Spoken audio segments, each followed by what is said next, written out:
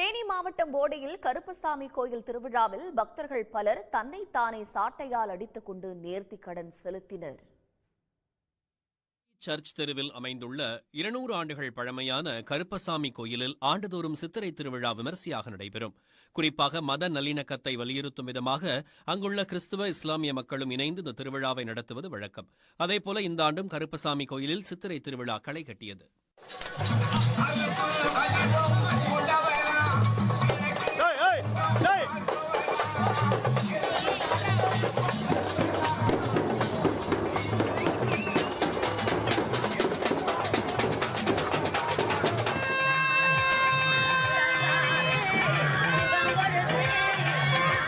விழாவின் ஒரு பகுதியாக எல்லை காளியம்மன் கோயிலில் இருந்து காவடி எடுத்தும் பால்குடம் தீச்சட்டி ஏந்தியும் பக்தர்கள் கருப்பசாமி கோயில் நோக்கி ஊர்வலமாக சென்றனர். அப்போது பக்தர்கள் தன்னைத்தானே சாட்டையால் அடித்துக் கொண்டு நேர்த்திக்கடனை செலுத்தினார்கள்.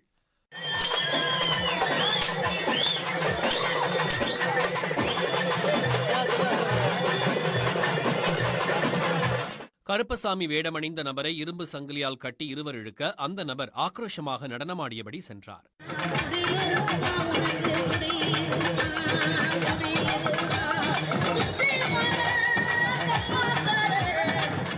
ஊர்வலத்தில் சிறுவன் ஒருவனும் கருப்பசாமி வேடமிட்டு ஆடியபடி சென்றது பலரது கவனத்தை ஈர்த்தது.